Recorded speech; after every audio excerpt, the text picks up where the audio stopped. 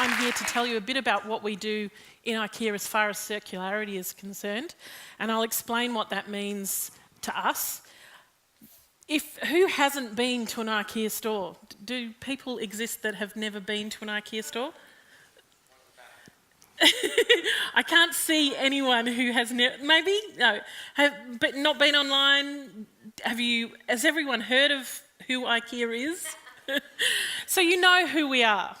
We're a big multinational company. We make furniture.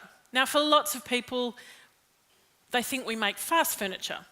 I'd like to debunk that, and that's pretty much what I'm here today to do. But one of the stories that I'd like to share with you about this carpet in particular is, so if you've ever been into the store, and it looks like most of you have, just before you get to the cash line, there is a place called As Is or Bargain Corner on the left and the right.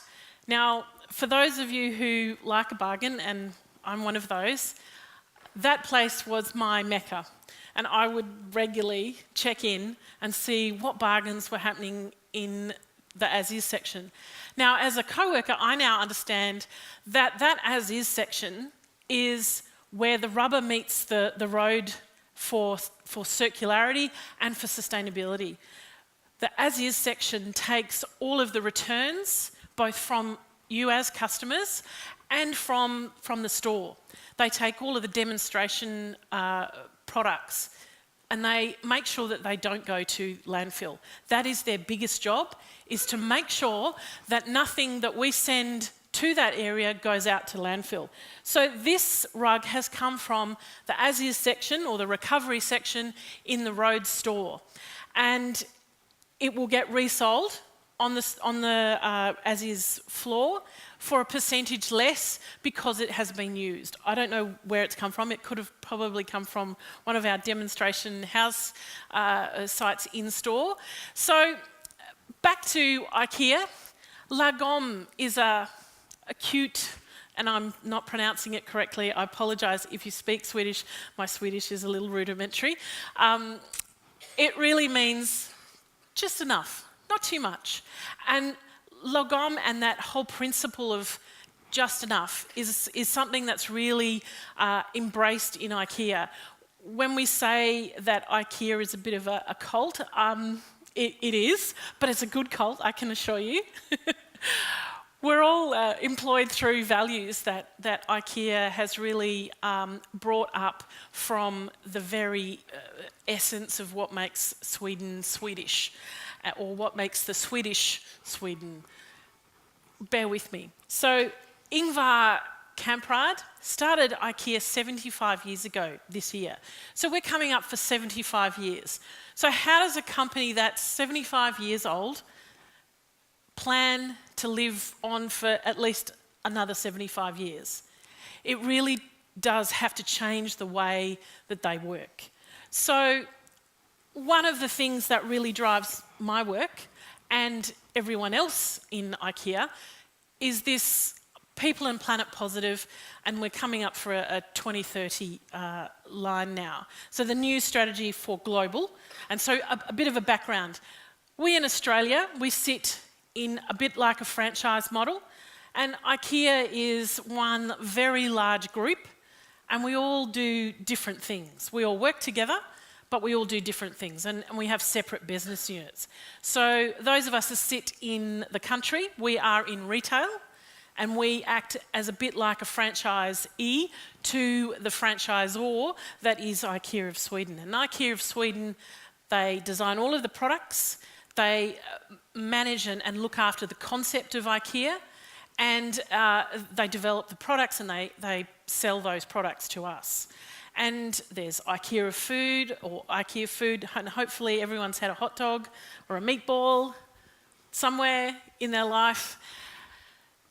All of those parts come together and we all follow these three fairly large drivers. So healthy and sustainable living. So what does that mean? How does a large corporate multinational that produces furniture at mass for very cheap, or what looks like pretty cheap? I'll go into that. So circular and climate positive, and you'll probably have heard in the last week or so, there's been a few announcements if you're on LinkedIn or Facebook. We've banned single-use plastics from 2020. That's a really big move. It's one that we've been banging on about for a long time, but those are moves that take lots of effort. Equal and inclusive. Now, what does that mean? For us, it means that the managers in IKEA, 50% of those managers are women. And that's not just the managers. If you go, yes, we don't talk about that very much, but it's a really huge thing. And it was definitely one of my first impressions of IKEA was, whoa, there's women. And there's a lot of women.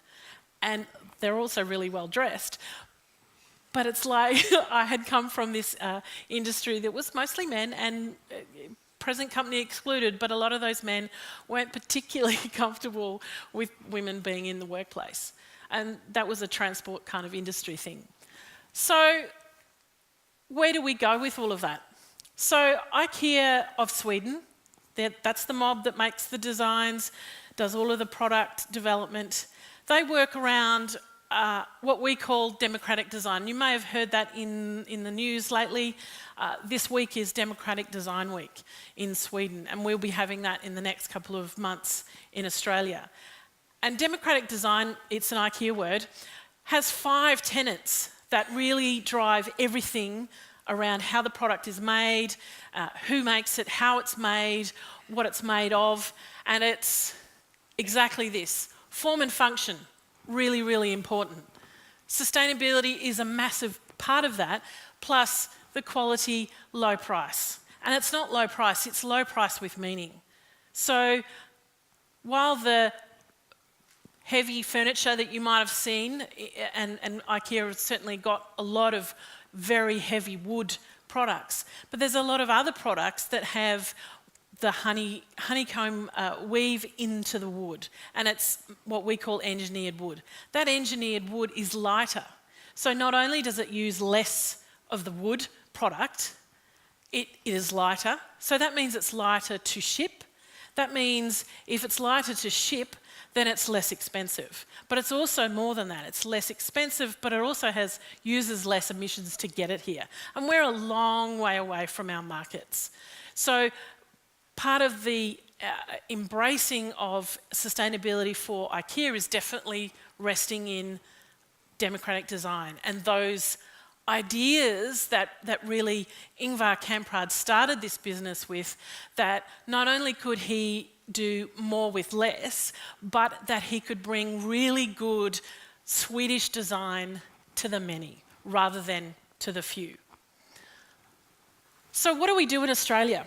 So we don't talk about it very much, and I'm one of my big jobs this year and the next 3 years is to really start talking about it so that everyone knows what we do. 80% of our waste is diverted away from landfill. Beg pardon. Now, obviously, you've probably all heard about the China ban, and that has really impacted us. It pains me deeply that our plastic, glass and metal waste, which is a resource that can still be used, is currently being stockpiled. So we're working on a couple of options for what we can do with that. One of them being, can we make product out of that waste resource and sell that in store? And we've got a couple of options for doing that. But it's a long process, means that we have to talk to government, and they're a bit slow, but we're working through that. We've got 20,000 solar panels on our stores.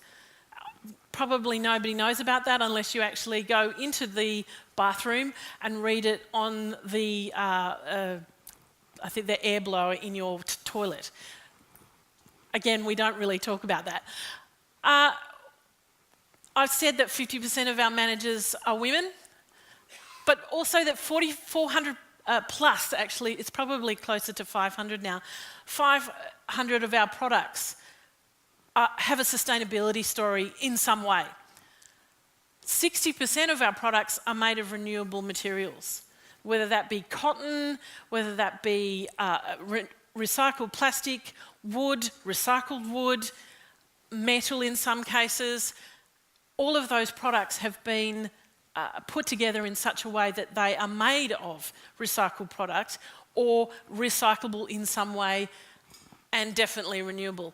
The other big thing that we have is that we also divert 100% of our organics waste. Again, something that you probably didn't know. So for circular, for us, we call it circular IKEA because we must. And really for us, what that means is the practical aspect of how do we, as a furniture producer of mass-produced furniture, how do we do circular? How do we make sure that we as a company will survive into the next 75 years? How do we make sure that the products and the raw renewable product that makes up our products is going to be there at the end of the day? In 50 years, it will not be very beneficial to us if the wood that we use for our products is not there anymore. So yes, so we buy big forests and we make sure that those forests are milled and grown sustainably. In Europe, not in Australia, but that's a whole other conversation. The big thing for us will be, we're going to trial a Tempe take-back service next couple of weeks. You'll see that in the media probably next week. Richmond store in Melbourne.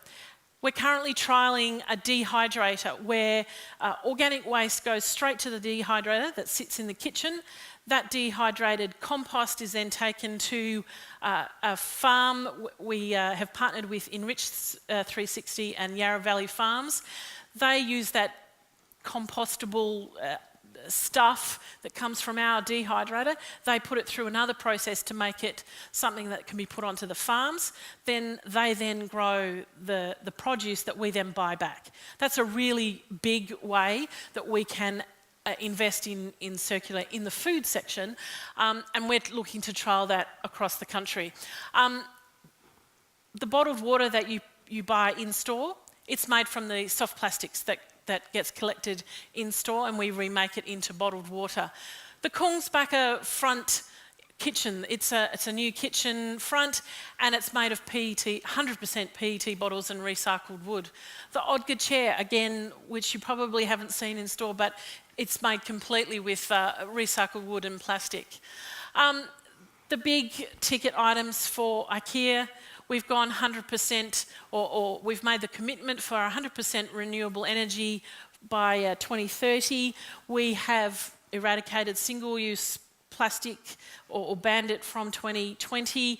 EVs, electric vehicles, is a really large part of our mix, making sure that deliveries to and from our stores and our distribution centres are fully electric, and that will be installed in 2030 or 2025. We do so much, but we don't communicate very well with it. But that is my job. I'm really excited about where we're going as a company, and watch this space for where next. Thank you.